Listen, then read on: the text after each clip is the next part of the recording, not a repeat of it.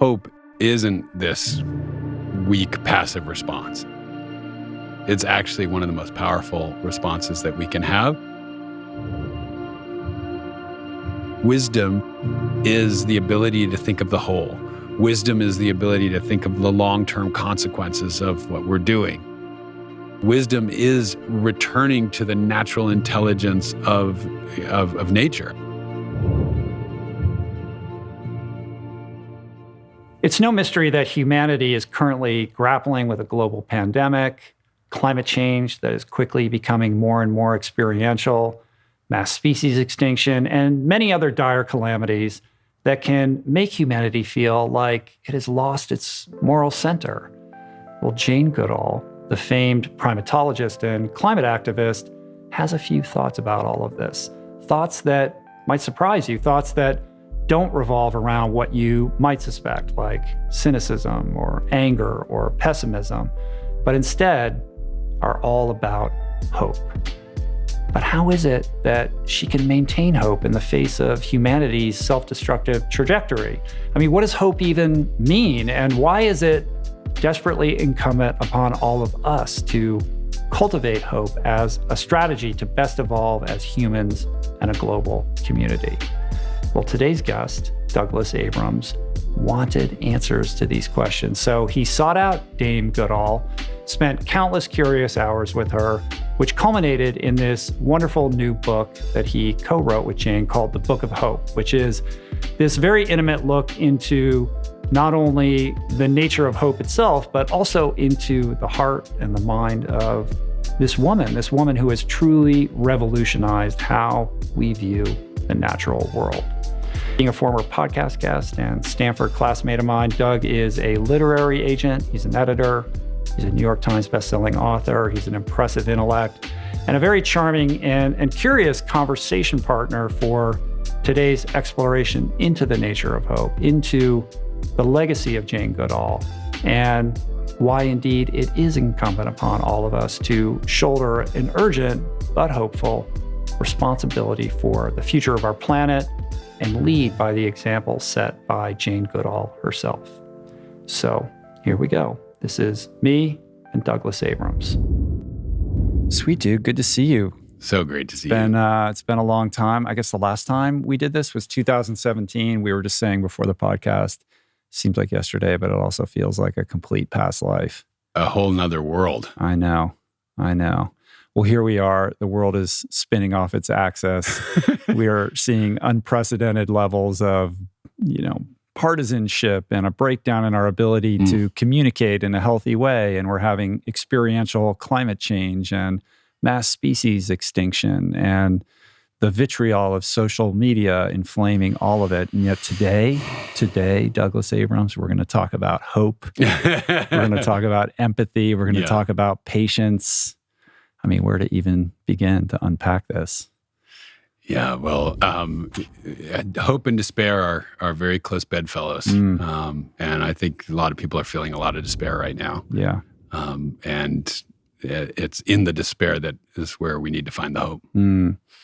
That was what was so interesting. I mean, in the book, you kind of play semi-antagonist or devil's advocate to Jane's unbridled optimism and hope as a means of like getting to the truth of what hope is. And I think there's a lot of misconceptions and misunderstandings around the word hope and what it actually means, specifically through, her experience. But in general, like, how do you think of it then versus now? Like you going into that project and what you learned, spending all that time with her about what hope truly is.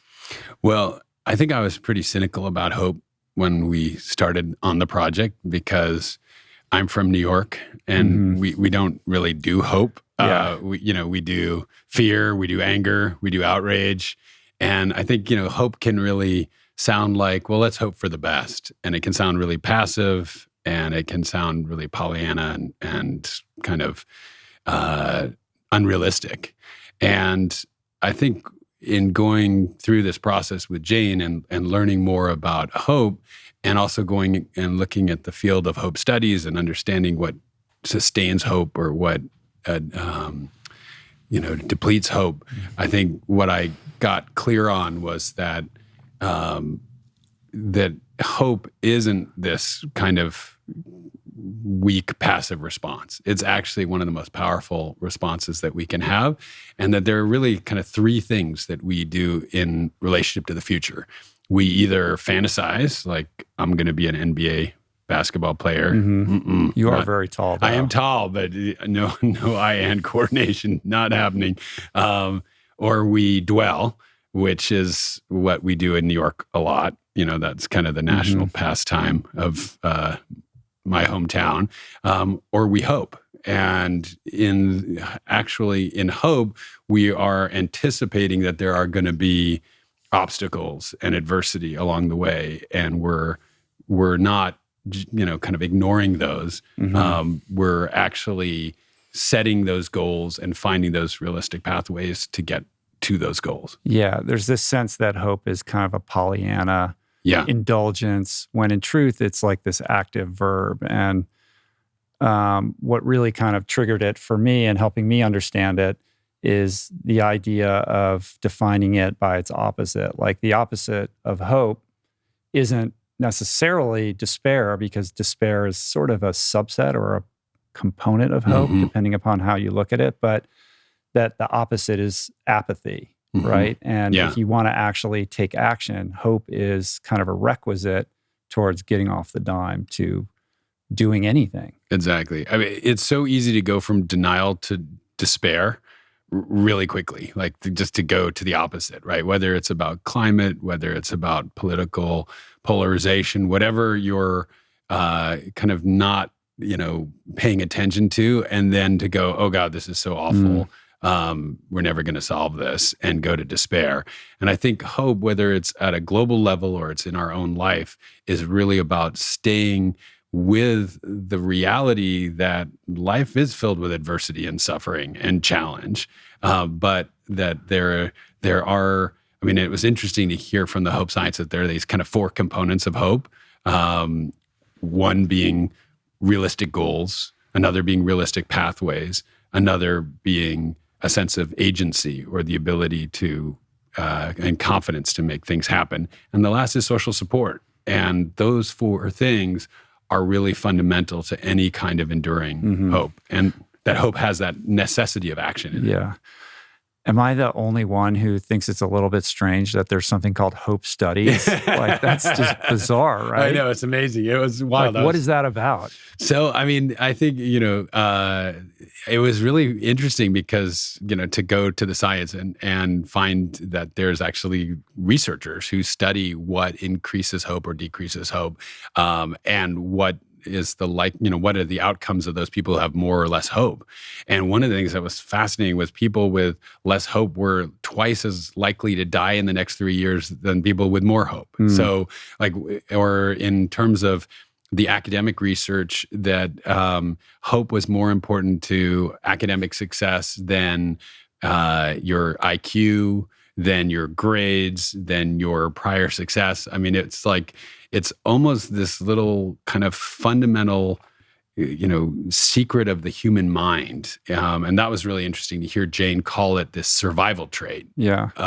That is what allows us to often make the difference between success and failure, life and death, and even potentially survival and extinction. Does the science shed any light on the nurture versus nature piece regarding hope? Like, are people, you look at Jane and clearly she's born with a certain disposition towards hope and just this built-in level of resilience and almost obstinance, that she's carried without her through her whole life. But I have to believe that, much like resilience, this is something that can be cultivated with intentional practice.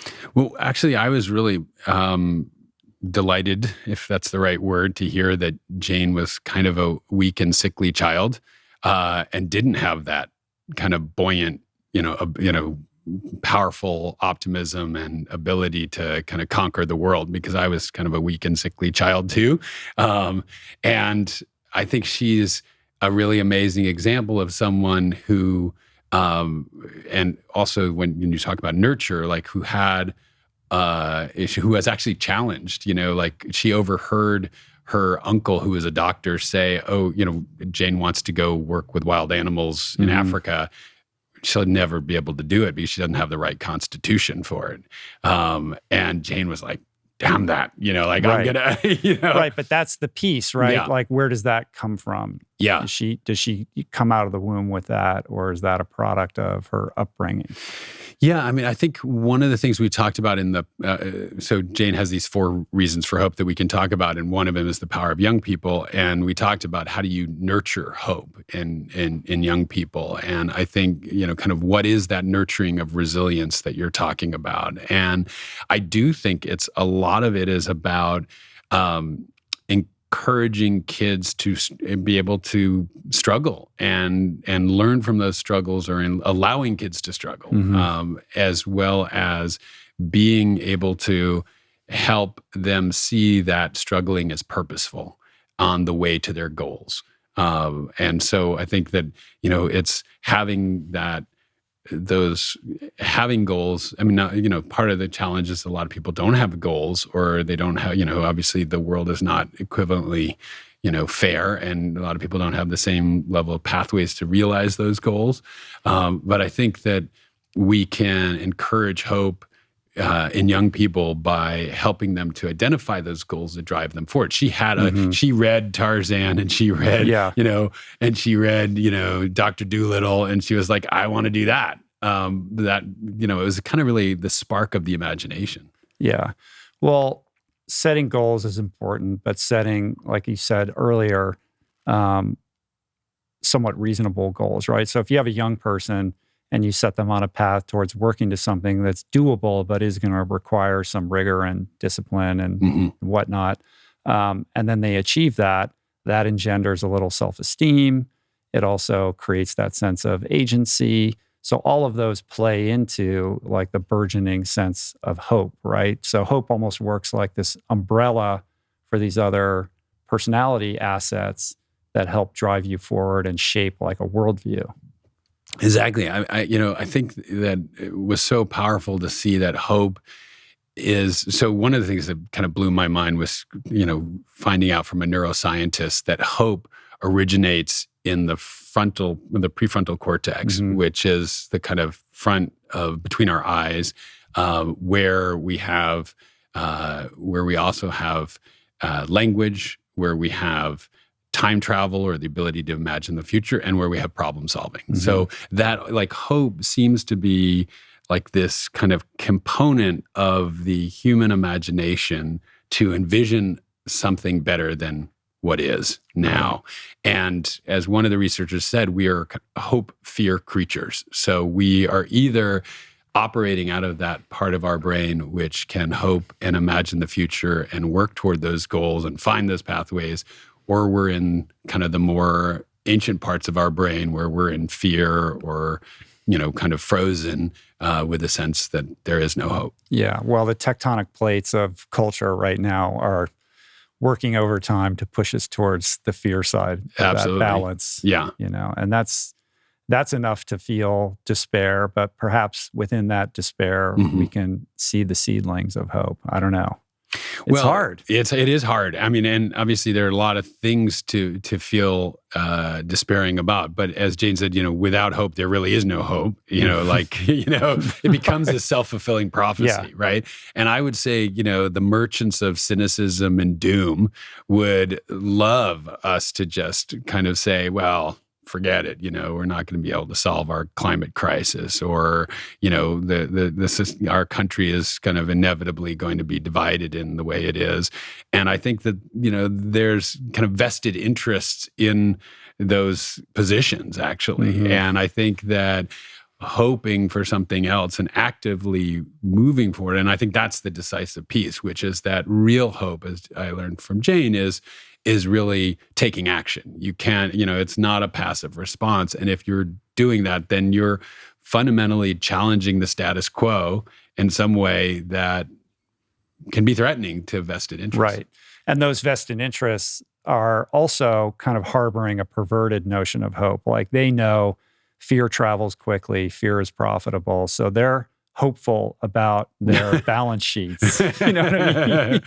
Yeah. Like their hope is just directed in the wrong way. So Right. you can be publicly despairing because you're building some kind of platform Yeah. premised upon that will enrich you in a certain way, in a Right. self-serving way. Right. So how do you redirect that hope? I mean, there's a misalignment of social incentives to direct hope into, healthier trajectories that are more communally oriented.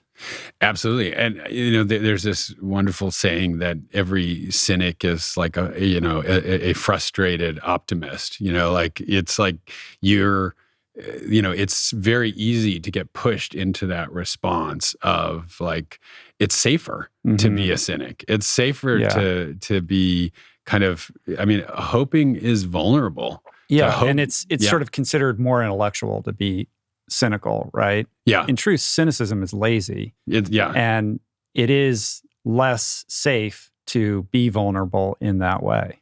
Exactly. To want something, whether it's for your own life or for the world, is a vulnerable place. You might not get it. But honestly, the alternative, which is, kind of like,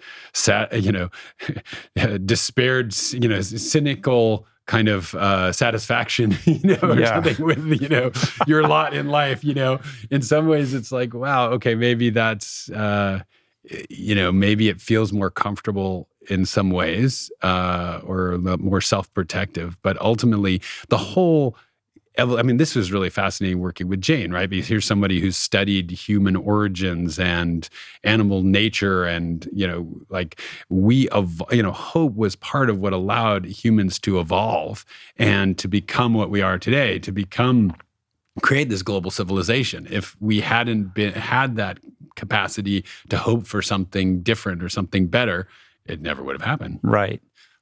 So you begin the process of writing this book. From what I can understand in the book, which is wonderful, by the way, I loved it. Thank you.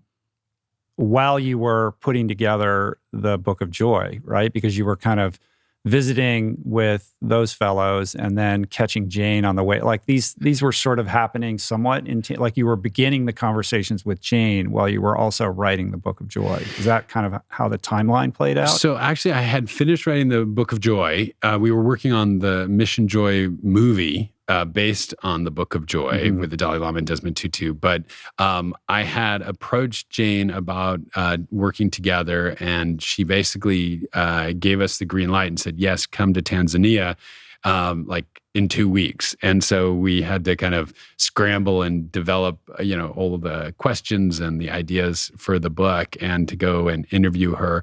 And then that was 2 years ago in August. And then while I was in Tanzania, I got the phone call from my wife that my dad had gone into the hospital and that it looked really serious. So I had to actually leave and come back and be with him for 2 months while he was actually dealing with T-cell lymphoma and dying. Right. And then through the grieving process of, watching him die and, what he called companioning him on his mighty journey to death. And then I was flying back and forth between New York, where he was dying, and California, where my son had a traumatic brain injury, and kind of, as you know, going back and forth between those two realities, and working on the book and talking to Jane in the midst of that. So it really was, at first it was kind of theoretical, and it was like hope and, as a concept. And then I think when you have your own challenges that you face, like the illness of a loved one or grief and loss of a loved one, it becomes much more personal. Yeah. The juxtaposition of those heavy things with this subject matter, I think it gets illustrated in the richness in which you deal with these themes, because they're so challenging and they become complex because of our own life experiences with our loved ones and with ourselves. But I think what's interesting here, was it hope that drew you to Jane, or was it trying to figure out how to do a book with Jane? Because you have the Book of Joy, now we have the Book of Hope, and this is going to be this ongoing global icon series, which is really cool. But on some level, they're sort of subject matter vehicles to reimagine what a memoir could be, because you're telling Jane's story, but you're doing it through the lens of this specific idea, as opposed to, calling the book, The Life Story of Jane Goodall or whatever, and just doing a linear treatment of this remarkable life. Yeah, and the idea is for the global icons is that there are these kind of travelogue dialogues. So it's like the reader gets to come along and either with the Book of Joy have this kind of encounter with the Dalai Lama and Desmond Tutu. This very long series of long-winded conversations. Which in Jane's case involves, building fires and going on long walks and drinking whiskey. Right, exactly. Yeah. You see, you get hopefully not too long-winded, but to definitely to get to go and kind of have the experience and get to sip the whiskey. Which I actually, had to train for because I had heard that she was a serious whiskey drinker, and I had to practice a little, get my Johnny Walker handled. But so the idea of the series is, that there's these kind of really amazing icons, but to reveal their humanity, right? So not just kind of them as some kind of vaunted, laudatory figure on the global stage that we all say, wow, isn't that incredible? But to really get inside their own heart and mind and their own experiences. And that's been the most rewarding part, I think, of both the Book of Joy and the Book of Hope, is people say that it gives them, they see these people and their experience, they relate to them in a whole different way because they're relating to their humanity. And I think that in this case, so we knew we wanted to work with Jane, and as somebody who has incredible insight into human nature and has spent her life studying nature, and it's clear she's been this global messenger of hope and traveled the world prior to the pandemic, 300 days a year, trying to spread hope and understand hope. So it became really clear that was who's the best person in the world? If you're going to understand joy, you're going to go to the Dalai Lama and Desmond Tutu to understand it. If you're going to understand hope, Jane was clearly the person we needed to talk to. Right. This is something that she's talked about all the time. And it's been fascinating in the wake of the book coming out and her kind of embracing the press aspect of pushing it out into the world to see her all over. She's relentless. And she's 87 now. 87, amazing. Just appearing everywhere and just totally on point. Doesn't miss a beat. So vital, so present, so passionate. This is somebody who's been doing this their whole life. And started talking about these issues back in the 80s when nobody wanted to hear about it. And has been banging the drum ever since, as you said, 300 cities a year until COVID. And then it just becomes a Zoom bonanza for her. You would think that she would fatigue of this or that she would get frustrated. And that's a testament to this level of hope, that despite her continually putting out this message, thousands of times, that, she still has to do it and that she's going to work until she dies. And she remains just as enthusiastic about, her advocacy as she ever was. It's so cool and inspiring, honestly, to see these, people in their 80s and even 90s now. Arch just turned 90, or we're actually working with a 101-year-old a woman who founded the field of holistic medicine and integrative health. Wow. It's who has a 10-year plan. By the way, Gladys. What's her name? Her name is Gladys McGarry. And wow, yeah, it's amazing. And it's just the people that you find who are most vital at that stage of life are these people who are really living for something more than their own aches and pains. They've got something that they're super passionate about. They feel that they can contribute and give. And Jane has blown me away with her incredible dedication and her passion and her energy and her ability to, she says she's more busier now in the pandemic than ever before. Right, I know. And she's just doing, and it was amazing, and I think the world is kind of caught up with Jane, as you said. She was, in the 80s, she was beating the drum when nobody was really listening. And I think sadly, we're becoming, gratefully, but sadly, the realities of climate and the natural disaster that we've been creating on our Earth is so much more clear to people. And so I think people have caught up, so there's a reason that Jane is now, on the cover of Time magazine. It's like, we need her. It's like the Jane moment. We need her, but we need both the sounding of the alarm, but we also need the steady hand of the recognition. And I think what was powerful to hear in the book, in writing the book with her, was this sense of this kind of grounded sense of our ability to handle great challenges, like in World War II, for example. And that, we kind of lulled ourselves into this complacency that like life should just be easy.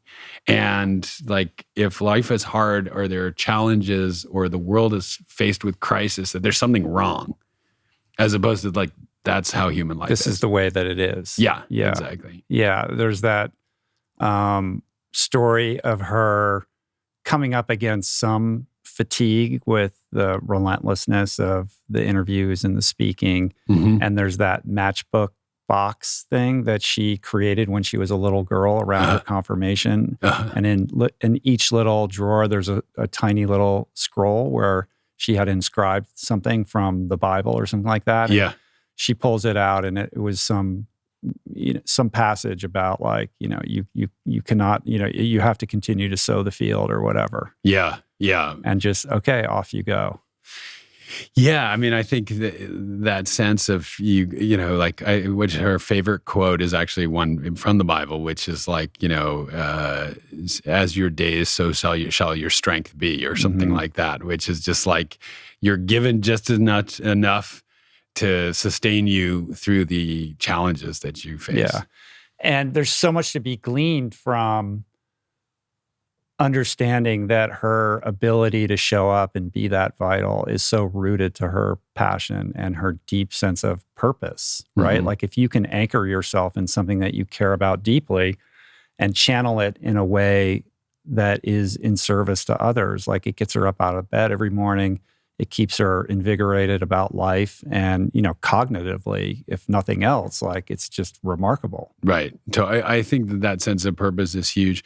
I was also thinking about how, to come back to the conversation about nurturing, like, it was amazing. Like, it was kind of mind-blowing that her mother picked up and went with her into the African forest, into Gombe, to do the research, because they wouldn't let a white woman. She needed a chaperone. She needed a chaperone. They wouldn't let a white woman kind of go into the forest back then. And, like, that's kind of incredible, and I think one of the things that, that sense of, one of the things that most interesting things I learned about hope is that, as one researcher described it, it's a social gift. It's something we give to each other. We encourage and support each other's sense of hope. And obviously our parents do that immensely for us as children, but we do that for one another. When we're facing those obstacles, that social support and that sense of hope. And that was also really interesting, that hope and hopelessness are contagious. That this sense of like, we think we're all these separate kind of minds and separate, people, but then our sense of hopefulness or despair about the future deeply impacts everybody else's. Right. Yeah, that's a really powerful idea.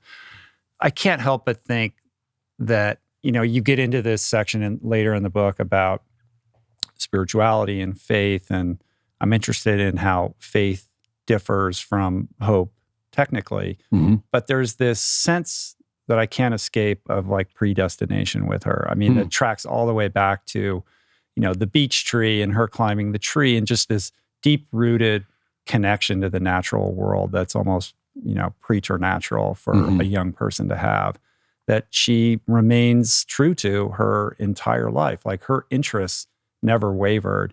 And on some level, like, obviously, when you look in the rearview mirror, it's 2020, but it all adds up perfectly. It's like, of course, this is the life that this person lived, And along the way, there were these amazing kind of synchronicities and coincidences. And, the fact that she even ended up, doing secretarial work for Leakey, and like what kind of came after that, like you couldn't script that. Like if you put that in a narrative movie, it just would be too unbelievable, Well, it's funny. Like I totally get that. And I think, from one vantage point, that's totally true. And from the other vantage point, it's this, it's exactly what you said about hindsight being 20/20. It's like, we all live these lives, and from day to day, we don't understand where they're going or what the meaning of our life is. And then in retrospect, we're like, oh yeah, like I get it. Like that led me to this, to that. My dad had this wonderful expression when he was dying. He said, it's all part of my curriculum. Right. And it's such an amazing perspective. It's such an amazing perspective, right? Because whether you believe it's predestined, or you believe in God, or you don't believe in God, or you believe that there's purpose in life or not, you can make it meaningful in your own life by seeing it as part of your own curriculum. And I think that, Jane definitely took a lot of botany and biology, kind of in her early, like if you want to kind of say what her curriculum was, like she definitely fell in love with the natural world.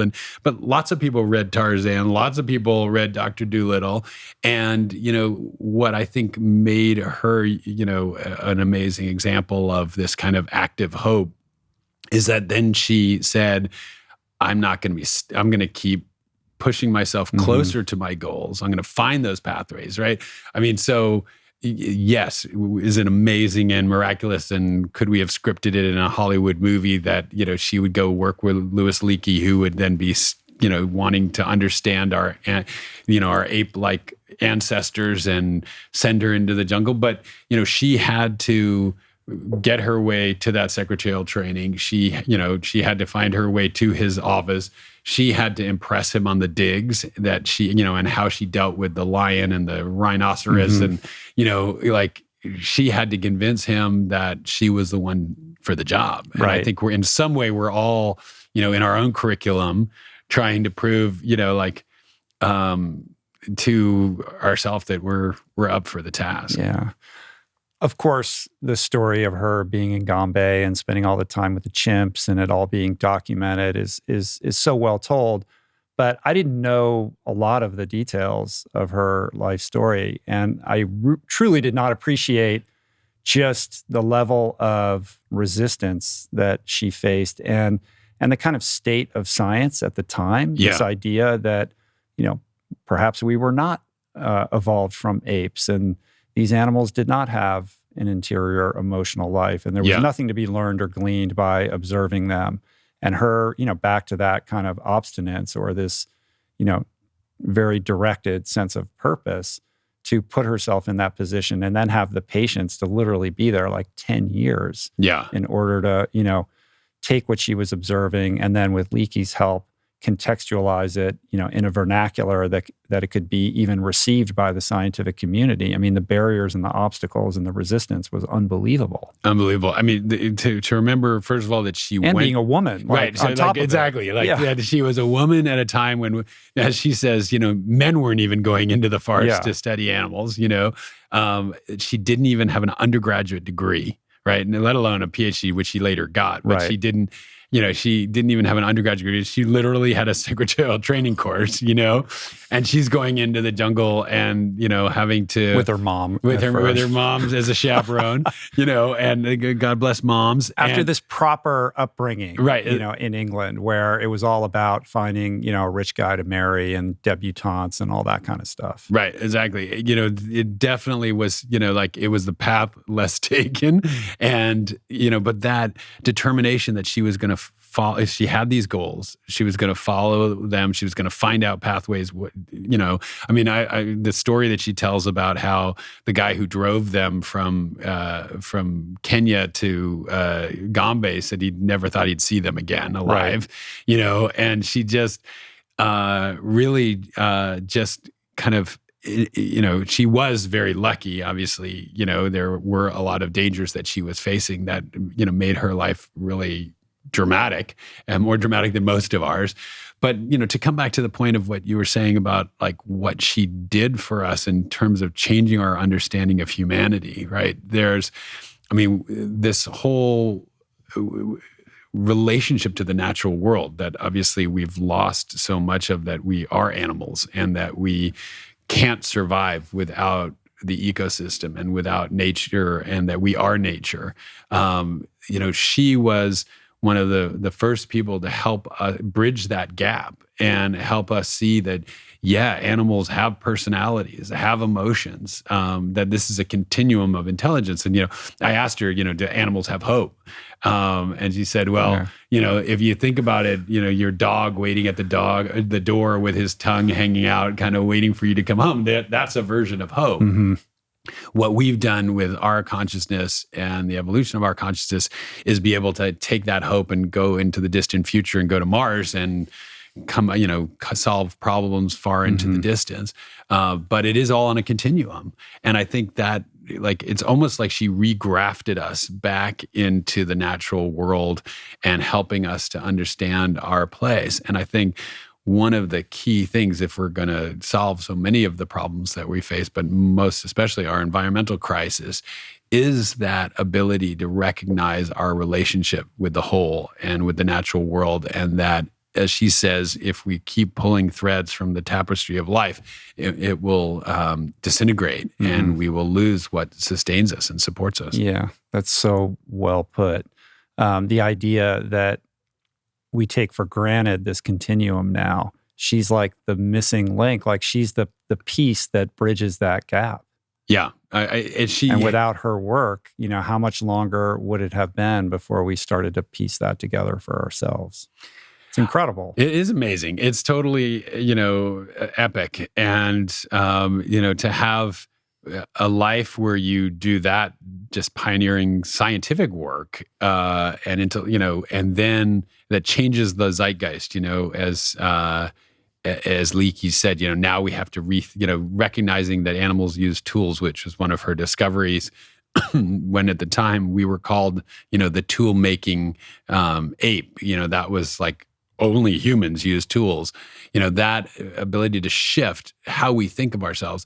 And I think what she's doing now, one of the interesting things about the way we talk about the Book of Hope is it's like her first book about humans, we've heard the chimpanzee story and her research story, but now it's like, okay, what does all that research tell us about us and about our ability to survive and thrive individually and collectively? That's what I was really into it for, and that's what I wanted to know.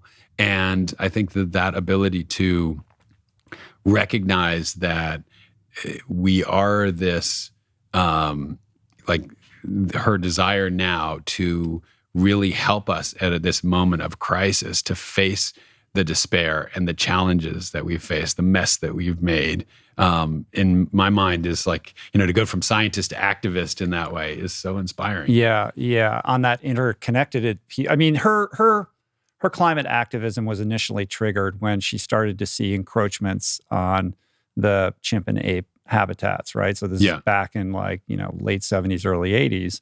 And that's when she kind of shifts her focus away from being this observational scientist into being more of an activist and an advocate. But what she also realized very early, that is now sort of more widely understood, is that redressing these habitat issues, or kind of pushing forward her climate measures or her biodiversity protectionist measures, was going to require empowering communities. Like, you have to go to the people, right? You have to make these people activated. And to do that, you have to sort of empower them to figure out how to make a living and be sustainable with it, so that the incentives are aligned for them to be invested in it. Totally. If you make a mother choose between feeding her family and chopping down a tree or destroying the environment, right, the forest is going to, lose every time, right?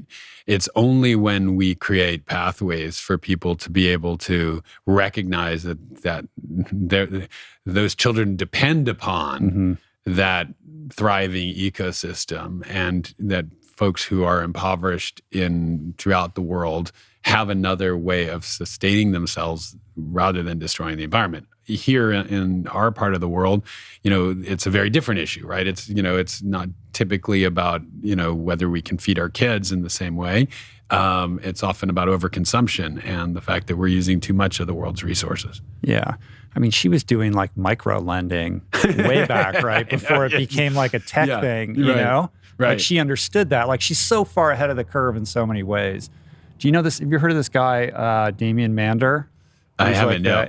He was a Australian Special Forces soldier who, you know, kind of went off the rails and reinvented himself in Africa by becoming being very active in the anti-poaching community. Oh, cool. And he's put together this all-female yes, maybe I have brigade called Akashinga, where he's empowered these women in a similar way where, you know, they feel like he realized that the women were the answer. Right. Is this in Zimbabwe or Mozambique or something? Yeah, one of those. I can't remember. He's been on the podcast before, but it's an extraordinary story. But the principles, the reason I bring it up is that the underlying principles are the same, like empowering these women, understanding that the manner in which these women are embedded in their communities and the way that they communicate will create the level of cooperation to combat this in a way that like a battalion of men with M16s are not going to be capable of doing. Right. And it's really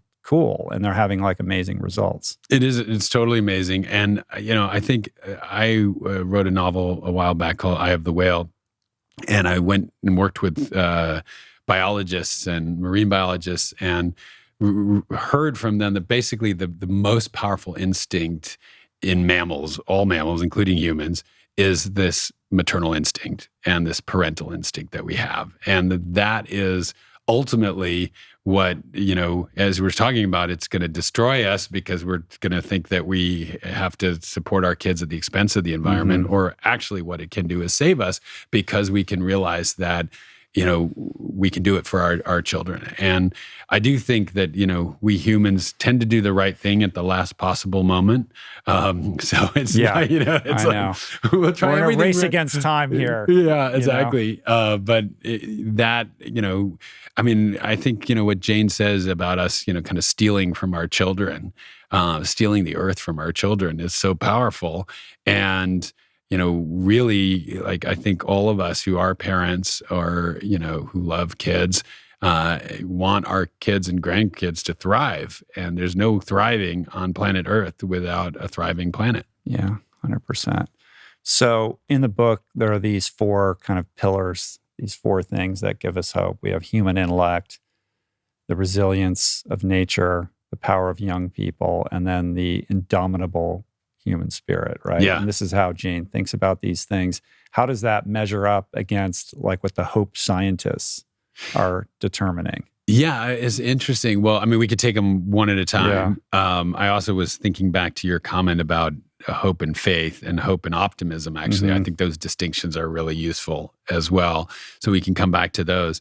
But I think, you know, the amazing human intellect, you know, like what Jane will make this distinction is like the intellect is that part we were talking about of our brain that allows us to do problem solving and have language and time travel and, you know, be able to imagine the future, imagination. And, but it's, you know, it's not necessarily the same as intelligence, right? Like if we were intelligent, we wouldn't be destroying our planet, right? You know, like that's not so smart. And so she makes this great distinction between intellect and intelligence, but that cleverness that we do have, that is what allows us to send, you know, to go to the moon and send rovers to Mars and come up with carbon sequestration strategies for dealing with climate change and just changing our way of life in such a way that we can sustain ourselves. I mean, one of the, but I asked her, you know, I think you said I was kind of the devil's advocate or kind of the, you know, a little bit of, you know, challenging her on some of her views. And one of the things I said to her was like, are we 51% good or 51% evil? Like, how can you say the amazing human intellect is going to, you know, is one of your reasons for hope when it's caused such a, you know, all this mess and this disaster? And she said, you know, well, she thinks we're actually split down the middle, 50-50, and that what determines which way we go is our environment, which actually, like, there's this kind of moment where your whole world just gets turned upside down and you see life totally differently. And that was one of those moments, because suddenly all the things that we think of as evil, like aggression or selfishness and greed, suddenly I could see that those were, as she said, things that helped us evolve, helped us survive, and they were useful, and they played and served their purpose. But now we have to create an environment and a culture, which is kind of back to what we were talking about at the beginning, the challenge that we're facing culturally, that encourages those better angels of our nature to succeed and win. Because if we don't, then we go to the ways of the dodo bird. Yeah. I mean, every man is right from his own perspective. And if you were to walk, not just a mile in that, seemingly quote unquote evil person's shoes, but you followed them around from childhood, you would understand and develop empathy for why they behave the way that they do. Yeah, I was watching this amazing documentary about, narcos and drug smugglers on the border. And, one of the guys was saying to the filmmaker, if I could do your job, I would do your job.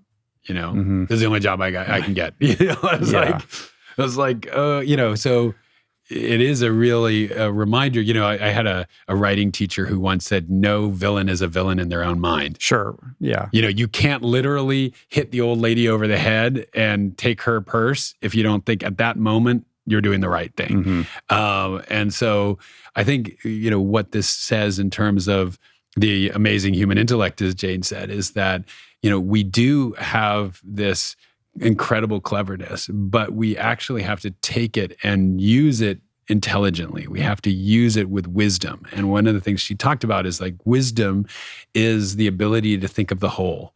Wisdom is the ability to think of the long-term consequences of what we're doing. Wisdom is returning to the natural intelligence of nature. I mean, we work with another amazing researcher named Suzanne Simard, who did a book called Finding the Mother Tree. And she was the woman who discovered the intelligence and communication of trees and how they communicate with each other. And there is this amazing intelligence in all of nature.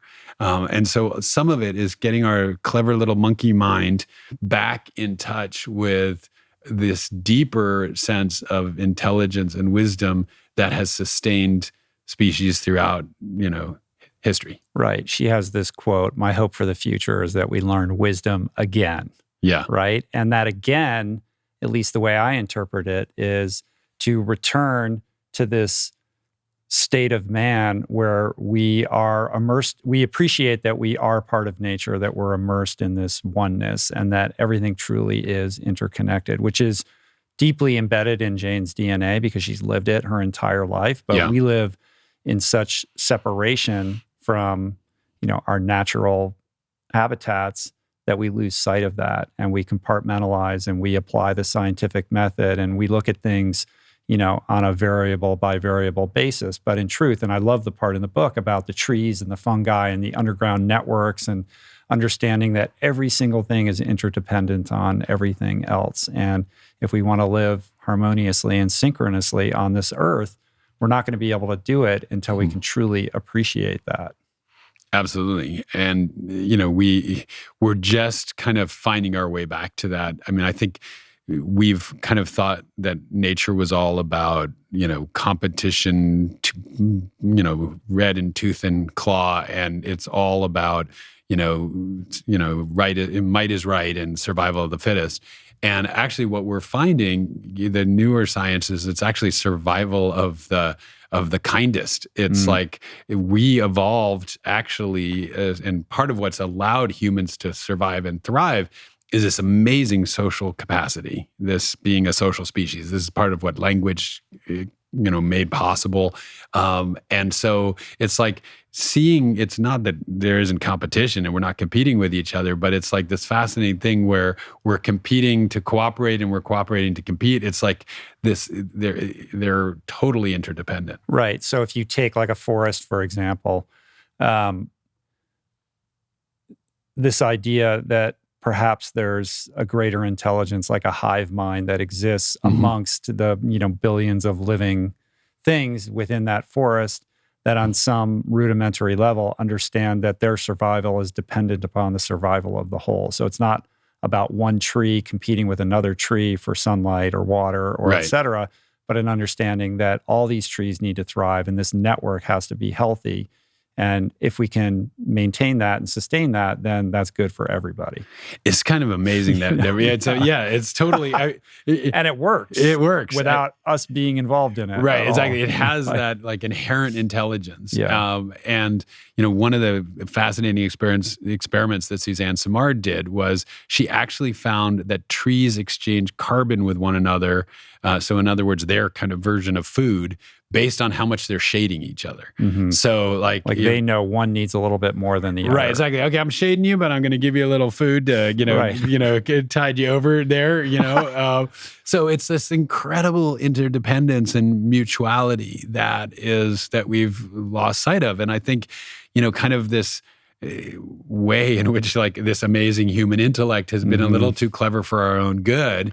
And we've separated ourselves out from the rest of the natural world and from one another, and recognizing that profound interdependence. Yeah. Well, part of the problem with the human intellect is the hubris that comes with it. Yeah. That we can out-engineer this thing and, problem solve and figure our way through it without that level of humility and appreciation. Right. And I think there's a kind of hyper-individualism that we have, especially in the, this kind of modern Western culture of that we've lost track of that interdependence and that connection. And, we're not going to make it if, it's like saying like, okay,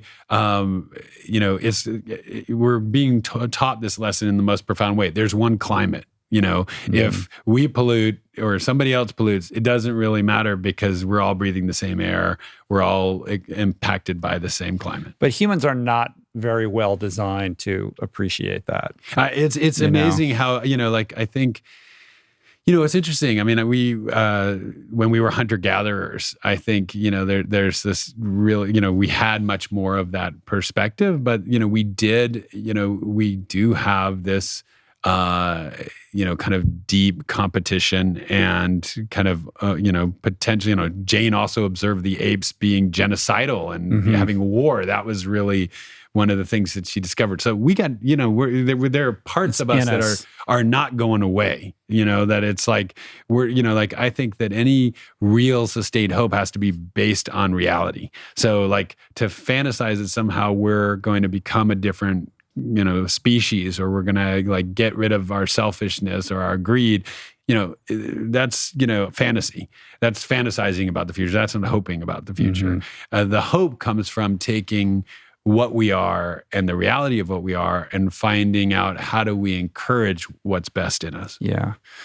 When COVID began and everybody stopped and no one was driving and everyone was at home, the air seemed to clear pretty quickly. It's like, to this second point of the resilience of nature, like if we just get out of the way, it self-corrects pretty rapidly. And my sense is that there's a little bit of despair with Jane that we couldn't leverage this COVID moment to make more substantial changes in the way that we live, but it is what it is.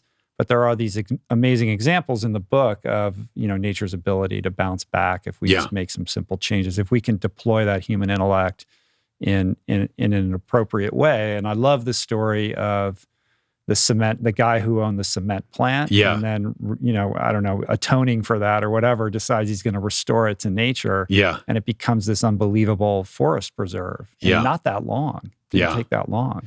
Well, that was really hopeful to hear that, like ecosystems typically bounce back in 10 to 50 years.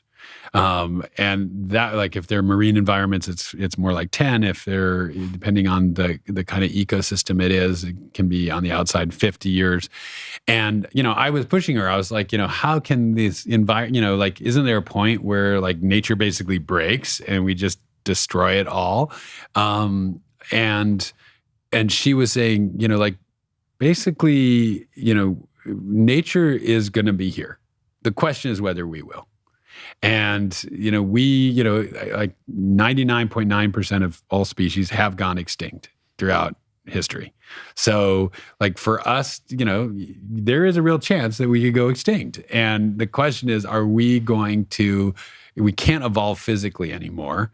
We just don't. We're not going to do that in any time scale that is fast enough. So can we evolve culturally fast enough so that we can do what is necessary in order to stick around and earn our place? I mean, there's this fascinating woman I spoke to named Janine Benius, who does this work on biomimicry. And she said, the difference between being an invasive species and a welcome species, like a naturalized species in any ecosystem, is an invasive species takes more than they give. A welcome species gives more to the ecosystem than they take. And so we've been taken and been this invasive species. So now the work is, can we actually reimagine our culture and our society and our way of life so that actually gives more than we take? And having just been at the TED Climate Countdown with one of our other authors, Christiana Figueres, who did the Paris Climate Treaty, it was so inspiring to see how we are coming up with so many of these technological solutions, but also just recognizing this, that we don't have to be this kind of extractive society. We can actually give back to the environment and create technologies and ways of living that actually give as much as we take. And fundamentally, dealing with the climate crisis we're in is not waiting around for some technological miracle to happen. It's really, I mean, they were quantifying it as the trillions of dollars we need to be investing over the next 10 years to transform our infrastructure and our way of life. And we know what the technologies are. We just need the political will to do it. Yeah, the political will is problematic, though. Well, then we can get hopeless about our society. Yeah, because we need it on both ends. And Jane talks about how we've been told to think globally and act locally, and how that actually leads to depression, because when you think globally, it's too overwhelming for you to do anything. Yeah. So what's the alternative? Well, we can not use plastic straws. And I guess there's some level of agency that we feel with that. We can adopt a plant-based diet. We can recycle. We can compost. We can gauge our food weight. There are plenty of things we can, get renewable energy. So all these things, that there are certain consumer things that we can do. Yeah. And that, basically allows us to feel more emotionally invested and develops that sense of agency. Like, at least we're taking the small actions that we can every single day. But on some level, there is a sense that's not going to cut it. We need it on the other end too. We need it from the highest levels down. And I'm glad to hear that you came out of the TED conference, somewhat inspired. And here we are on the cusp of COP26. There's a lot of speculation about whether we can get our shit together and deploy the level of political and financial resources that are going to be required to tackle this in a really meaningful way. The future was never won without a battle. And I think we are in a battle for the soul and future of humanity. And it's not going to be easy, and whether we succeed at COP or, there were a lot of COPs before Paris that, Christiana was the first to get the treaty that, that she got was quite miraculous to get 190 countries. But what's amazing about, and it's not happening fast enough. It's, there are all sorts of, parties that are not pulling their weight, ourselves included.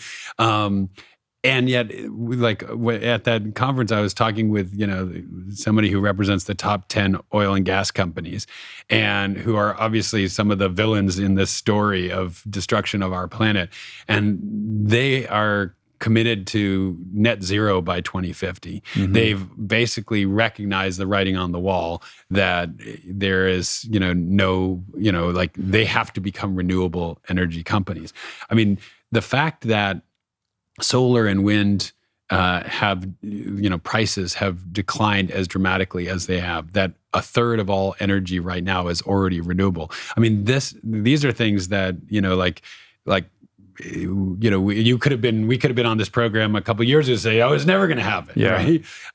And so I think, it was really interesting to to hear Jane's comment of having lived through World War II and having lived through, democracy on the, precipice of extinction in the face of fascism, and, in the face of, Nazi Germany, and the bombings and history does not happen, in a textbook. It happens because individuals make decisions that change that history. Mm-hmm. And it's so easy to think about, history, and society as being these big, political bodies or these big corporations, and who are we?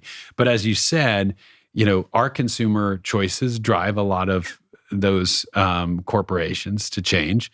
We, fortunately, in democratic societies, we are the ones who do elect our political, leaders and determine what policies we are going to follow. Yeah.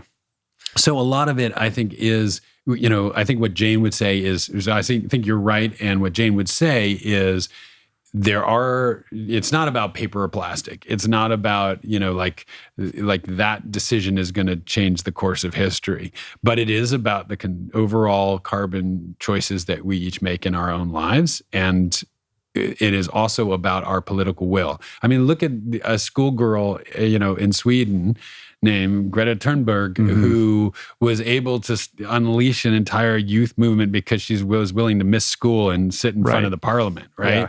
So, I mean, that's what, you could have said, who is she? But look at the impact that she's had. Yeah, it's unbelievable. I've thought a lot about the juxtaposition of Jane and Greta because they're sort of, analogs to each other. Like on some level, you could make the argument that Greta is, the sort of successor to, a certain strain of advocacy that Jane helped initiate. And yet they're very different. Like generationally, they have very different sensibilities in how they advocate. And you asked Jane point blank, like, what do you think of Greta, right? Yeah. And she was very politic in her answer. Yeah. I suspect that her position is like, that works for Greta. Like Jane is much more empathetic. She's much more gentle. She's very direct and clear in her messaging, but she doesn't come at it as hard as Greta does. And you need you need both. You need all of it. It's all great. But right. It's interesting how they differ. Yeah, it is really interesting. I loved when I asked her, like, what do you say to somebody like Greta who says, "Don't give us your hope, give us your fear." Like, realize that your house is on fire and act like your house is on fire, mm-hmm. right? And Jane's response that we need fear, anger, and hope. We need all of them. It's not fear alone. It's not anger alone. It's not hope alone. We need all of these responses to the crises that we're facing. And I do think, to your point about there being really different, I think that Jane is more, one of the amazing things that Jane did was to get animal testing, to be outlawed on chimpanzees, where we were doing all these experiments on animals, and she's been really active in animal rights issues and was a huge activist. Her experience was that she got a lot of those changes by telling stories and changing the hearts and minds mm-hmm. of the people who are making those decisions. And I think that that's a really powerful and important way to do it. I also think that there's a role, personally, I think there's a role for demonstration and civil disobedience and a kind of harder-edged, angrier activism that, and I think young people recognize that it's their future that's at stake and that we need to change. Yeah, it's a tension between that absolutism, like Greta would probably say, like, well, Jane's been talking about this since the 80s. Like, I don't want to have to talk about it for 50 years before something changes, the impetuousness of youth versus the kind of coalition building. Like, I think storytelling really is the best way to win hearts and minds. Yeah. But there's a patience required with that as well. So, and there's this idea of being in partnership or cooperation with some of the bad actors to help them, develop a greater awareness of what's actually going on and kind of shift the incentives to nudge them into the right direction. But those two things working in concert with each other sometimes in opposition, but ultimately with the same goal in mind, I think are, become powerful, like dual drivers. Absolutely. I think you need it all. And you need the both or all of the options. You need to be driving internal change and you need to be driving external change. I mean, one of the stories that we tell in the book was from Christiana, of the kind of CEO of Shell, who was at this TED climate meeting, basically saying that his daughter had come to him and said, are you destroying the planet? Because that's what I'm hearing in school, that you're, ruining the planet, Shell oil. And, his change of heart and mind, you can ask whether it's greenwashing or how sincere it is or how real it is. But his desire as a father to, as he says, get this done for you and your generation, there's that kind of emotional shift and change. But we also need the demonstrations and the political will to, be taxing carbon in a way that makes sense financially and as a business, and absolutely, legally necessary to make the shifts, because we can't depend on everybody's hearts and minds changing in time. Are you going to COP26? Now that you have a client, an author who's like immersed in that? Yeah. So I decided that I wasn't, this is more of a policy forum, and, the TED climate meeting was more of a kind of culture and thought leadership forum, that was the place I could be most useful. So there's still a possibility that I may go, but it's, I think, again, to want to use the carbon to get there only if I'm needed and useful. Sorry to interrupt the flow. We'll be right back with more awesome. But first, I do want to snag a quick moment to talk about something I care a lot about, which is the importance of nutrition. And the thing is, most people I know actually aspire to eat better, to incorporate more whole plants, fruits, vegetables, seeds, beans, and legumes into their daily regimen. Sadly, however, without the proper tools and support, very few end up sticking with it. And so, because adopting a plant-based diet transformed my life so profoundly, and because I want everyone to experience some version of what I've experienced, we decided to tackle and solve this very common problem. And the solution we've devised, I'm proud to say, is the Plant Power Meal Planner, our affordable, all-in-one digital platform that sets you up for nutrition excellence by providing access to thousands of customizable, super delicious, easy-to-prepare plant-based recipes. Everything integrates with automatic grocery delivery. You get access to our team of amazing nutrition coaches 7 days a week, and many, many other amazing features. To kickstart your health intentions this new year, we're offering you $20 off a one-year membership with the code POWER20 throughout the entire month of January. Again, that's promo code POWER20 for $20 off at meals.richroll.com. All right, back to the pod. I mean, the other pillar here is the power of young people, right? Yeah. And this is another thing that, like, Jane was way ahead of the curve on. She starts this Roots and Shoots thing that is empowering all these young people and engendering that level of hope by connecting them with natural environments and giving them, tools and resources to actually, like, in a very tactile way, like, participate in creating the change. Yeah, I mean, it's often called the Jane generation. She's like in 68 countries. She's been having these programs which have been helping activate and get kids into activism and into kind of caring about their environments and their communities. So I think it's a powerful example of, the ways in which you can intervene in the culture and actually change hearts and minds at a very young age. I asked her, I was pretty skeptical because I was like, how can you say the power of young people is going to save us?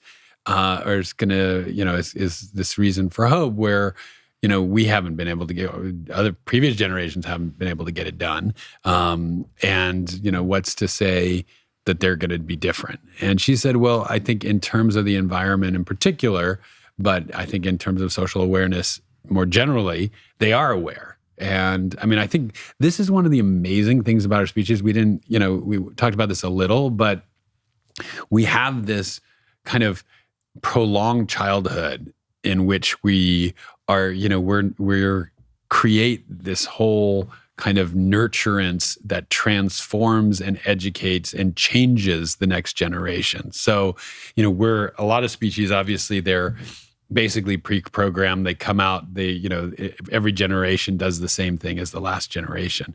We have this capacity, we call it education, we call it parenthood, to actually change and transform the next generation, to evolve our species in this really amazing way from generation to generation. And if you think about it, I mean, this is, also back to the work with the Dalai Lama and Desmond Tutu, because we talked a lot about hope and despair and, the state of the world. And, if you look at the news, as they said, all you see on this planet is, the doom and gloom. But it's news because it's actually, unusual. It's not the vast majority of what's happening on this planet. And so if you look at the reality of, most of human life, there's an enormous amount of compassion, kindness, and caring that takes place, every day that we're doing. And if you think about the other thing they said, if you take this long view and you see, like, what was our society like 100 years ago? Like women couldn't vote. Just over a century ago. I mean, that was like 5 seconds ago. Yeah, 5 seconds ago, right? I mean, like the transformation, we used to think, we thought that slavery was like, morally justifiable, less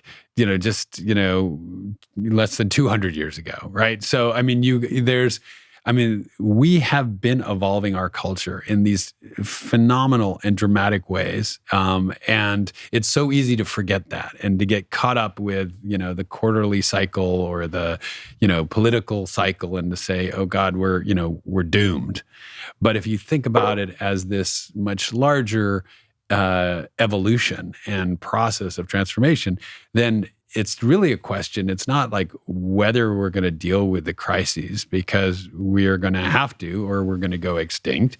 It's really a question of how skillfully we do that, how fast we do that, how much human and suffering of humans and the rest of the natural world we're going to need in order to get where we need to go. Yeah.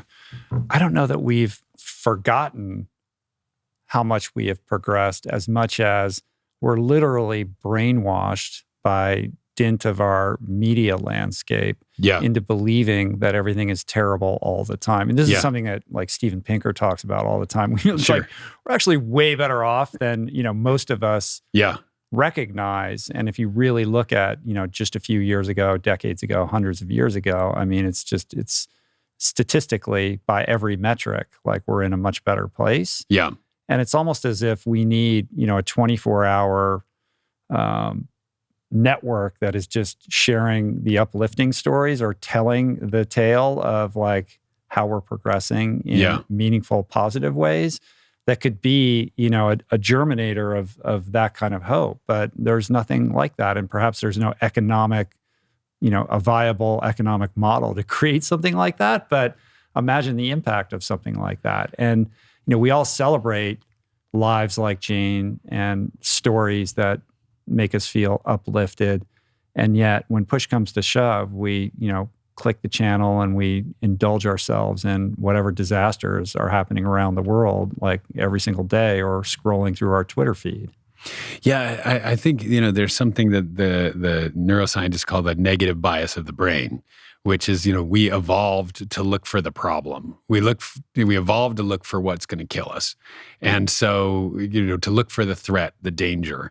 And so it's not surprising that, we're kind of glued to the car wreck, and to see disaster porn. The disaster porn, and, that is really fascinating to the human imagination and the human mind. And that's not going away either. And I think that and yes, I think the media has become this kind of, like, if you think about, media culture, like 100 years ago, people were not saturated with this, kind of the horrible things that are happening everywhere in the world, right? It was kind of like, in your neighborhood, was shit going down or not, was there bad, you just didn't have that same kind of global perspective, and you weren't being, as you said, saturated by disaster porn or misery porn, or outrage. And I think this is an example of, do our algorithms encourage outrage, or do they encourage the facts and a more balanced view of life? Well, I think we've answered that question. We certainly the algorithms as they are programmed now do, right? Kind of enhance the outrage and the despair and the depression. And, it's interesting. We work with a researcher who studies the impact of social media on people's happiness and well-being. And they found that... BJ? Actually, we work with BJ. Yes, so this is actually he's like patient zero for that. Right, he taught the class that spawned all these technologists that went out and created algorithms. Well, yes, exactly. That's the problem with technology. And in science, you can use it for good or you can use it for evil. But this is actually Ethan Kross, and one of the things he discovered was that when people passively consume social media, they're just like scrolling through their feed. Yeah, they're more miserable and unhappy for a whole variety of reasons that we don't need to go into. But if they're more engaged in it and using it for that social support, for that hope contagion, for that that hope as a social gift, and getting support and giving support, that's where it can be actually really useful. Yeah, that's interesting. One of the ways that I try to communicate to my kids around this stuff is to think of it in terms of consumption versus creation. Like, are you using this to create something? Yeah. Are you using it to have healthy communication, or are you just mindlessly consuming it? Yeah. And if you're using it for creative purposes, then it becomes an incredibly powerful and often uplifting tool. Right. I mean, is it, in some ways, one really fascinating way to think of social media is we've just basically wired up all of our brains together into a global mind. And now the question is, so the human mind is, there's the amazing human intellect, but there are all sorts of other little challenges of the human mind too. Little dark corners. It's like we ruminate a lot, we dwell, we can be really cruel, like all sorts of things that we can do with our mind. And so the question is, now for the first time, we have this global mind. We have this, and how do we, take, the realities of the human mind, the individual human mind, and how do we wire up a global mind that actually helps us and encourages us, as Jane was saying, like an environment that inclines us toward who we need to be and how we need to be in order to evolve and change and sustain ourselves. Right. If you could take that global hive mind and direct it towards positive change, there can be no more powerful force. Exactly. I mean, therein lies the hope.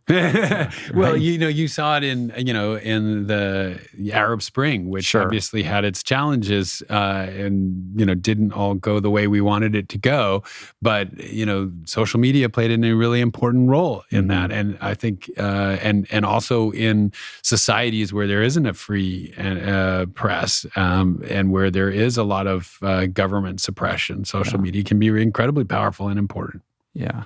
When had you ever met Jane before this project? No, actually, it turns out on my flight to Tanzania that Jane was actually like right in front of me in the airline seat right in front of me. Oh, no way. And, wow. And I had brought her a bottle of Johnny Walker, which I knew was her fave. So, I gave, she was sitting there with her Mr. H, her little monkey, that she was given by a man who is blind, that she carries around the world. And so she was there, and I introduced myself, and I said, that I was coming, and she was, very gracious. And so she invited me around to have dinner with her family the next day, before we started our interviews. And so I brought the bottle of Johnny Walker with me, and she set it on the counter next to this, like what looked like a 2-gallon pour over bottle of Famous Grouse whiskey that was half gone. And I was like, oh, damn, this is going to be intense. And so I was a bit intimidated. And she shamed you and told you should have bought the cheaper one. She right? did. Yeah. She also told me I should have bought the cheaper one and donated the money. But, so she, is a big fan of whiskey. She, I think she, it helps her voice because she's constantly talking all the time. But she also started the tradition of what she calls having a wee dram with her, wherever she was in the world, she and her mom would kind of toast in the evening together, which was a very sweet tradition. Yeah. So. But obviously, her reputation precedes her. You go into this with a certain sensibility about who she is and what she's going to be like. Was there anything about her that surprised you or that was different than what you had read or, kind of consumed in all the media that there is about, footage of her doing her thing? Well, there are a couple things. I mean, I think that just seeing that in this 87-year-old woman was like a military general, like that she's very sweet, very kind, but she's tough as nails. And you don't get to be Jane Goodall. You don't go into the forest without some serious, will and some serious, kind of sense of yourself. And so that was really powerful and amazing to see her power and her strength, as kind of soft, as gently as it is deployed, you shake the Dalai Lama's hand and you feel like you're about to be thrown across the room. And then in a martial arts move, there's power and strength in that. And, even in Archbishop Tutu's hand, which was feebled by polio, you feel the strength and the power there. And I think that's really inspiring. It's just seeing, somebody that isn't fading away. If anything, they're like Yoda or something. They're right. becoming more powerful. So that was really amazing. The other thing that I was really impressed with was that she has this kind of seeker's willingness to ask the big questions. About life and its meaning. A lot of scientists, they're kind of focused on their little expertise and their little area of study, or maybe not that little, but their specific expertise, and they're not really willing to stray from that. She's willing to ask the biggest questions in life, and she's got this scientist's willingness to follow the facts wherever they may lead. One of the core kind of things about her is this idea of empathy in science, right? Which was really kind of radical when she was starting. Like, you have to have empathy to be a good scientist, which was at odds with this notion that no, empathy is at odds with the scientific method. Right. And having that like conviction about that as a young person is amazing. Like, she's naming all the, the chimps and the apes, and everyone's telling her don't do that. Right. And just her kind of seeing things as clearly as she did, and the conviction that she was on the right path, like is really remarkable. And I also, to your point of like having that, that gravitas, like she's always quoting Winston Churchill. So it's like clearly, and being a child of the war and all of that, like that looms large. Like this, what I take from that is like, she knows that she's a leader and she's looking to the greatest leaders for, her own inspiration about how best to lead and how to maintain conviction in the face of, tremendous obstacles. Well, this kind of transitions us to the fourth reason of hope of the indomitable human spirit, which, obviously Churchill is one of her examples. And I think she is, that was one of my interests. The things I wanted to understand was, her own indomitable human spirit, and where does that come from? And that resilience that we spoke of before, and that sense of, kind of really not being stopped by, either the seeming facts or the biases and the prejudices of the time that would say a woman wasn't able to do what she did. That ability to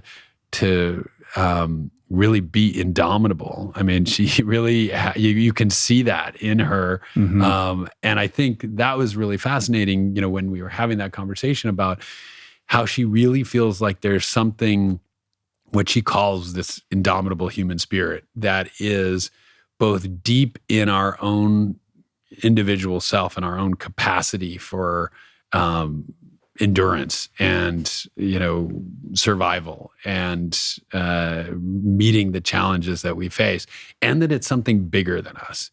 That it's not just like, as she said, it's also, if we don't get there, others will pick up the baton and finish the race. And that's this, so there's this almost kind of transpersonal piece of it, which was really inspiring of like, it's not ours to finish the work. We need to do our part, but if we don't get it done fully, there are others who will pick up the cause and make it happen. Yeah, that reminds me of this quote. Do you know who Scott Harrison is? He has this nonprofit called Charity Water. Oh, yes. But he always says, like, do not be afraid of work that has no end. Like, it's not about the destination. It's about devoting yourself to solving a problem, even with the understanding that in your lifetime, it will likely not be solved. Yeah, exactly. That reminds me of a story that Brian Stevenson told me for in one of the projects that we worked on his book, Just Mercy. And he talked about how when he met Rosa Parks and he was telling her that he was going to be working on mass incarceration reform and getting people off of death row. And she's like, ooh, Brian, that's going to make you tired. It's like, yeah, we can't, if we think about it as it's just, that I think one of the things that, our whole kind of educational system or a whole society makes it all about us and our own ego and our own success or failure and our own, what Archbishop Tutu calls self-regard. And what I learned from the Dalai Lama and Tutu about joy is that it's like there's so much more joy when we go beyond that our own self-regard, when we go beyond our own sense of like fixating on ourselves. So like when I was in the room before the interviews with them thinking like, who the hell am I to do these interviews? That's where misery comes from, that's where hopelessness comes from. When I realized, like I'm just there to do what needs to be done in that room so that what's meant to happen can happen. Then there's something much greater than us that settles into us and gives us this incredible strength and power that we're talking about with people like Jane or Brian Stevenson or Archbishop Tutu or any of them. But even in our own lives, it'll give us this kind of superpower because we realize it's not about us. Yeah. We're here to help something much greater, whether that's our kids and our family, or whether that's, getting our society to the place that it needs to go to be able to survive and thrive on this planet, or whether it's about developing a bipartisan reality in our society that allows us to solve the big problems that we have.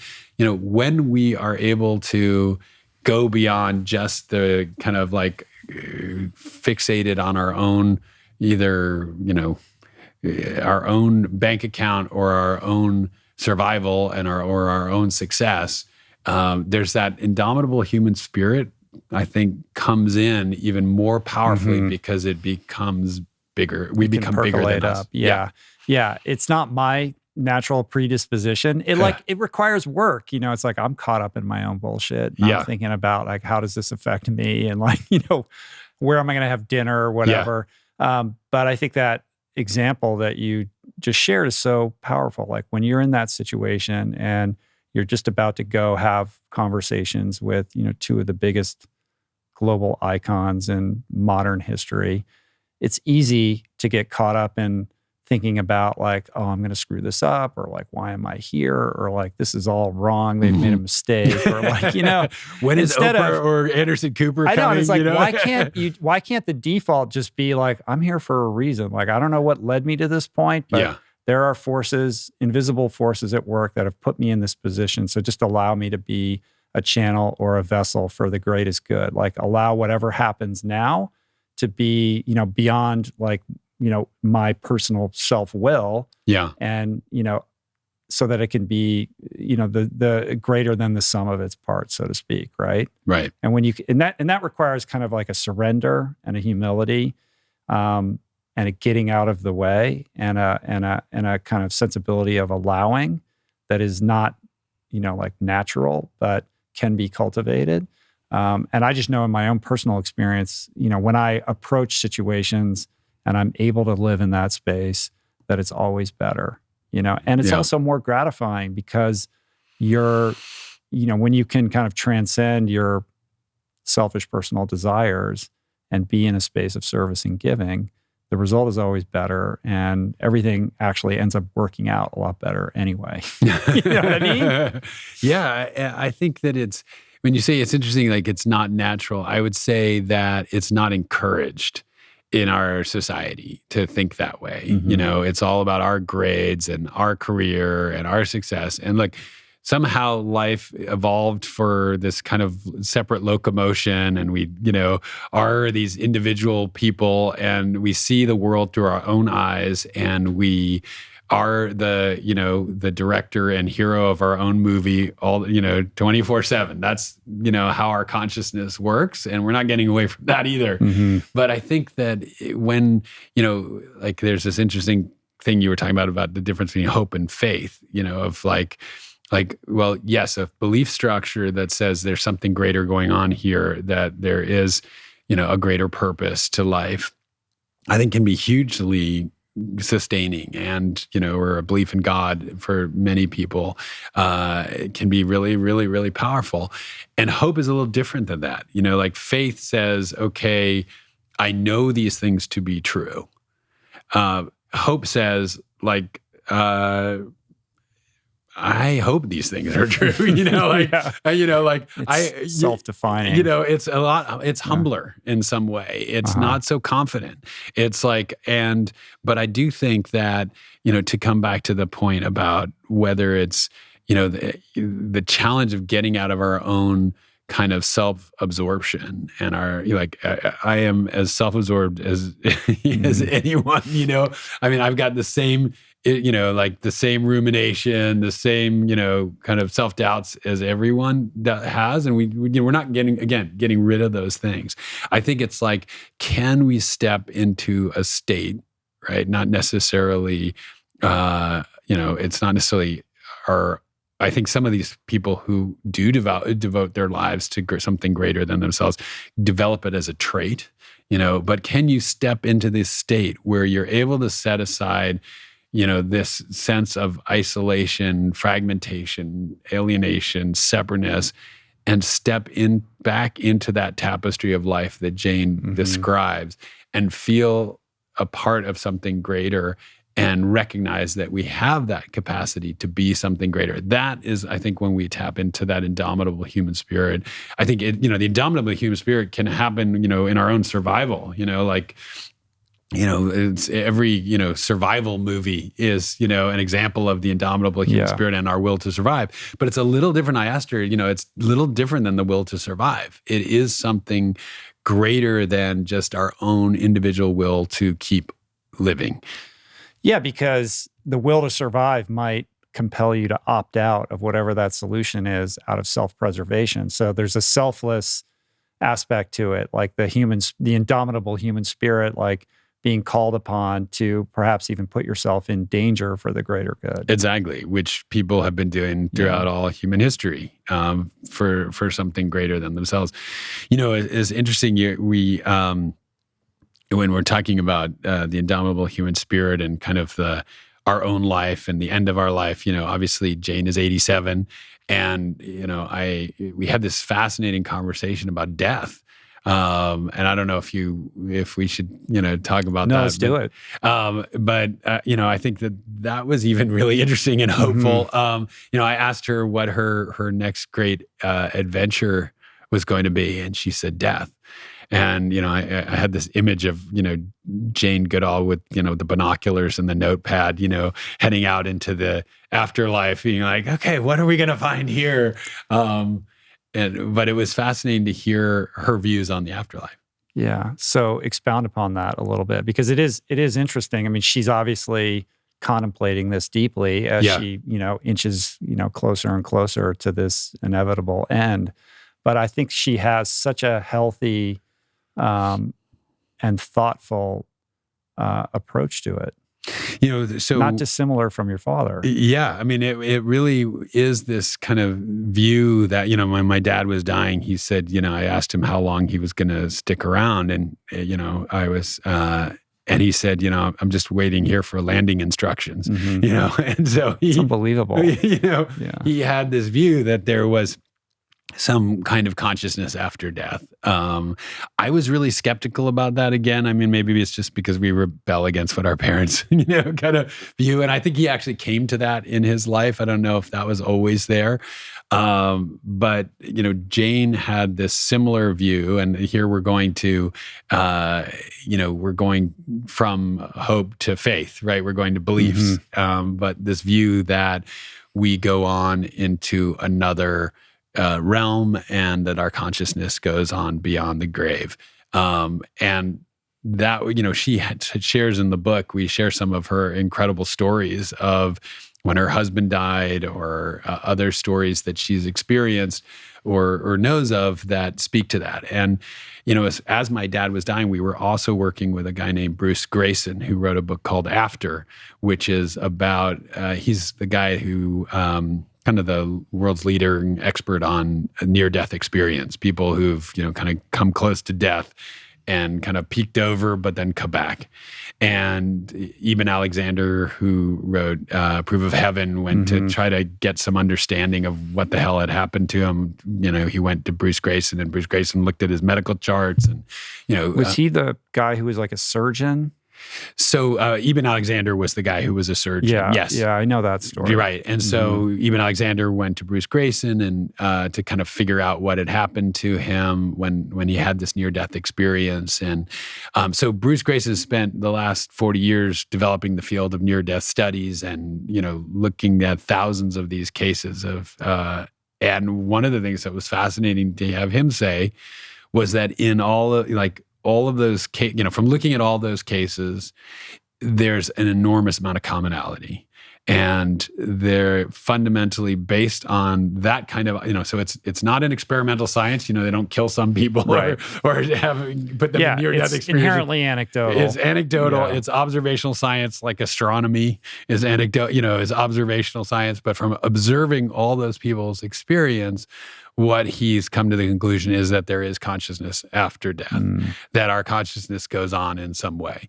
And Jane clearly felt that way too. Watching my dad die and kind of being there, fortunate enough to hold his hand as he was transitioning, which many of us have not had a chance to do during COVID. It was, you start wondering, it's like being pushed up to the front of the row, and you just start thinking about death and the meaning of life in a whole different way. So has that shifted your cynical New York mind? I'd say, but the New York in me says it could be possible. There's a chance. And well, you can hope. You can right, exactly. Yeah. There's a possibility, and look, none of us will know until we get there. And Jane's going to probably get there before many of us. And maybe this will send some notes back from the field. Right. Yeah. But, what I would say is I think that I've come to feel like, whether it's our own curriculum that we're creating in our own life, or it is some greater sense of purpose or indomitable human spirit that goes beyond our own life and binds us together from generation to generation and across generation, that there is this human project that we are up to, that we are trying to figure out how to be a welcome species on this planet, how to survive and thrive in a way that has become more urgent now than ever before.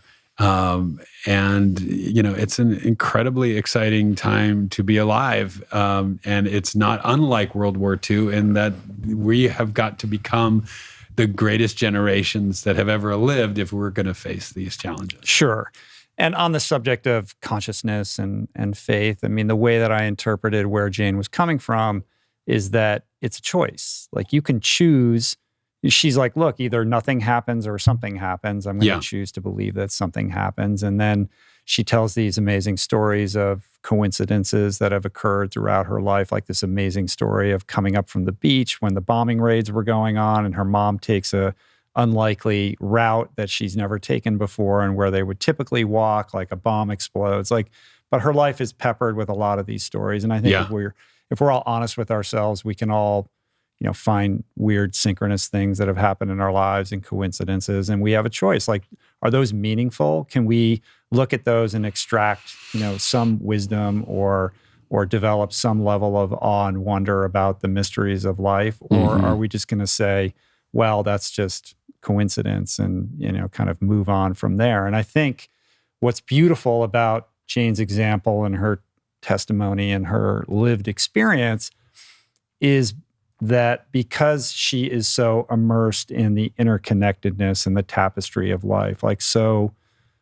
wedded to it, she's able to appreciate the mysteries that provokes. Like the humility that's required to understand, like, we don't have all the answers and there's so much more going on. And she says, like, we've only begun to even, understand the first aspects of what is actually happening.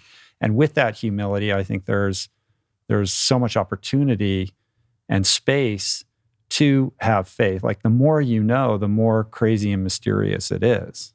Right, exactly. And I think that lots of the most visionary scientists, we got to work with Stephen Hawking, who, at the end of his life, and, I think they're able to kind of they recognize that humility of what we don't know and the mystery of it. And obviously Einstein was, was very famously, talks about that. And I think that, one of the interesting distinctions is between hope and optimism. And so, optimism is more often a kind of disposition or a philosophy, whereas hope, I think, is this thing that you actually have to engage in. You have to cultivate, you have to nurture it, you have to pursue it, you have to take action to encourage it, to have more of it. And Christiana Figueres, who we were talking about, who did the Paris Climate Treaty, has her version of kind of hope, or what she calls stubborn optimism. And I think, what she explained was, getting the Paris Climate Treaty done, you had to put optimism and hope into the process. You had to create the imaginative possibility for people that this could be done, right? So we're often sitting around there, saying, am I hopeful today? What do the facts look like? Am I feeling optimistic?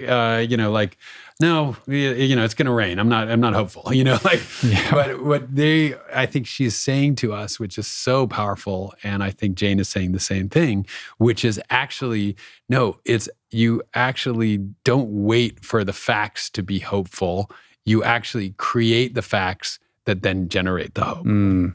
Yeah, that's the opposite of what you would think. Yeah. That's so interesting. Can you be a hopeful pessimist? I suppose, I think, when we were researching optimism and pessimism and hope, it seems like there's just a certain, temperamentally, some people are more optimistic or more pessimistic. It's not clear how much of that is nature and how much of that is nurture, right? Some of that is trauma, actually, is people who've, kind of had their hopes dashed and, are kind of in defensive postures as a result of that. Some people, it's probably because their wiring, that they're more biased towards that, that negative bias, and they're, kind of more oriented towards, being vigilant. And that's probably necessary for our species too. I mean, that's the other thing when you look at it, when you see the diversity of human minds, and speaking as a dyslexic here, we need all of the minds, with all of their diversity. And so some people, probably have that more pessimistic disposition. But I think that's why this is not dispositional. This is about when Jane calls hope a fundamental human survival trait without which we perish. It's this capacity, like language. You don't have to develop that language capacity. We have the ability for language, but if you don't cultivate it, then you're never going to learn language. And that hope is this thing that we have, that now we have some way of understanding, how we can cultivate it, how we can nurture it in one another, how we can sustain and support it in one another. Yeah. How does that translate into parenting? Like, we're now in a situation where we have this new generation of young people. We're both parents. And this generation is inheriting, this climate crisis. And with that, there's a distrust of the Gen Xers and the boomers and all of that. There's perhaps a little bit of anger, a little bit of despair, a little bit of self-righteousness, and also kind of a mental health epidemic that's precipitated by the pandemic and social media and everything else that's going on. So how do you instill hope in the next generation, as a parent trying to help, guide young people to maturity? Such a great question. I think there is a mental health pandemic that's going on now, and I think young people are, kind of disproportionately affected by it. I think that the rampant, kind of cases of depression and anxiety, both clinically and, subclinically, is a huge crisis in our world. I think one of the things to say is that I think this is the way that, the crises in our world are expressing themselves through people and through our children, right? Like it's like, again, we like to see this as individualized and atomized, and somehow, like my child's mental health is somehow separate from the state of the planet and the health of the planet, or that because it feels okay, I can give my child Prozac or deal with this and yes, obviously we need to deal with our kids' challenges. My kids have talked to me about whether they want to have kids or not, and because there's so much despair out there about the world that our children are inheriting. And I think that we really have, we have not done what we needed to do to be good ancestors for our kids and grandkids and great-grandchildren. I think that said, I think, coming back to this idea of hope as a social gift is like, we can model hope in our own lives. Obviously as as a parent, what we do is way more important than what we say, So our own relationship to life and our own relationship to the future and how hopeful we are, I think is really significant. I think that supporting them and also, that social support that helps them in their times of crisis is huge and important. And like the most important thing. And at the same time, one of the things that the hardest lesson I have had as a parent is to realize that I cannot save my children from their suffering. And that it's actually not my job to take away their suffering. Their suffering is actually how they grow and develop, what sculpts their soul. And what I can do is be in the suffering with them when requested, but not try to take it away from them. And I think that that's the other piece of like resilience and, of active hope is like, it's not about being a helicopter parent or a bulldozer parent or trying to solve all the problems or make the path easy. Coming back to that fundamental recognition that, human life is filled with challenges. You look at people like Tutu and the Dalai Lama and Jane, and you're like, wow, these lives are amazing because they're filled with adversity. This wasn't, like some unending yoga class that they were in that, was like, blissful from start to finish, right?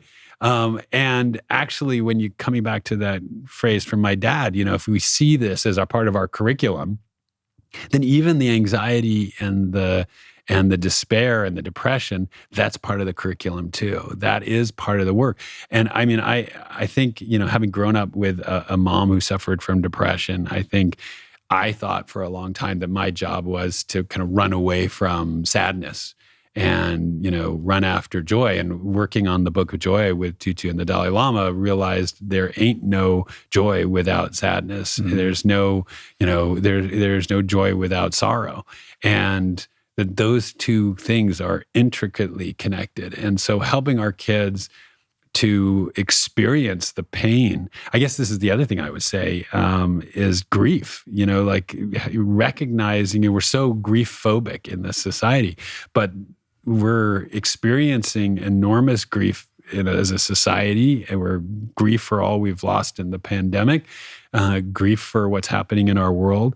And I mean, there's this amazing story that we tell in the Book of Hope about this woman and her who's working with the Inuit people and her relationship to grief, which we can talk about. But I think that recognizing that we have to grieve our losses and that there's healing in that, if we grieve that's and are able to be there in that suffering and don't deny it. Mm-hmm.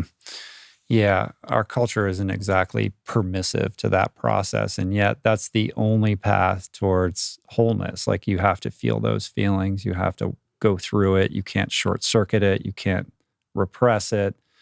It's so hard, man. That impulse of like wanting to make it okay for your kids. Yeah. Like, I want to alleviate the pain. I want to swoop in and make it okay. And the sense that like this world that they're inheriting, like this, it's a real heavy kind of vibe that they shoulder for themselves. And, you feel like the culprit in that on some level.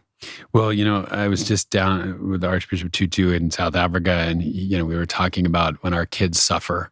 It's like, and he said it's like a double blow, because you suffer because they're suffering, and you feel responsible in some way. You could have, you're responsible in some way for that suffering. That to the extent that you helped create it, and your responsibility to alleviate it. Exactly, and I think that is.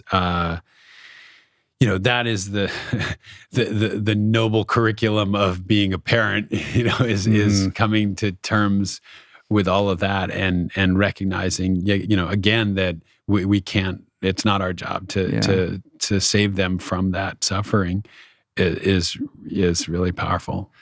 So you've had the privilege of spending all this time with people like Jane and Desmond Tutu and the Dalai Lama. Like, how does that all kind of percolate in your consciousness? Like, I feel like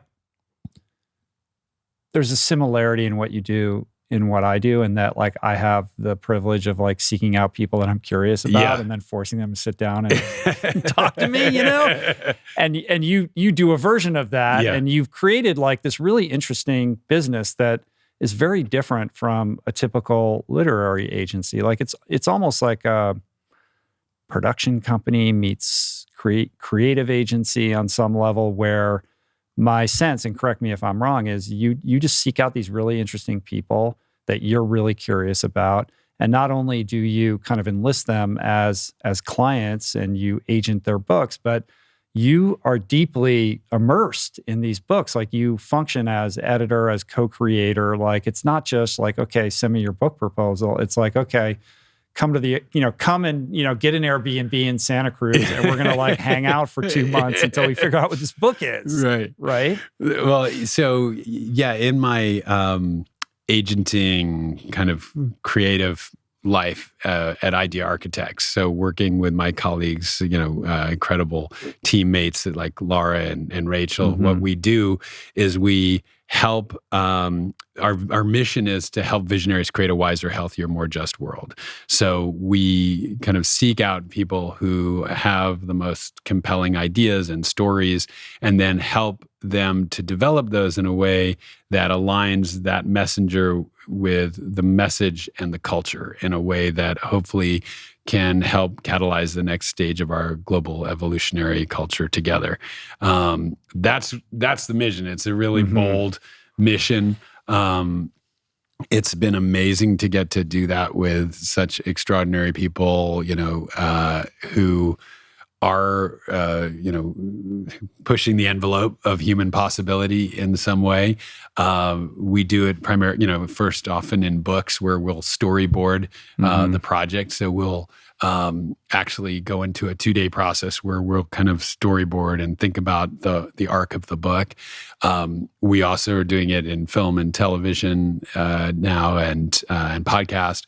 So, it's really about trying to create, it's funny, somebody just wrote to me this week and said, you've created like a new genre. It's called like a hope genre, So it's a genre of media that is trying to give us, I don't know if I'd say just hope as much as new possibilities in our individual lives and in our, so what we look for is life-changing and world-changing. And some projects do both. Some are really focused on changing people's individuals. I mean, I'll tell you, we're talking about despair and our kids and stuff. So when I was, when I was 7, when I was one of those kids, I was pretty despairing too. And I was in that reality of growing up with a depressed mom and really isolated in, an apartment in New York.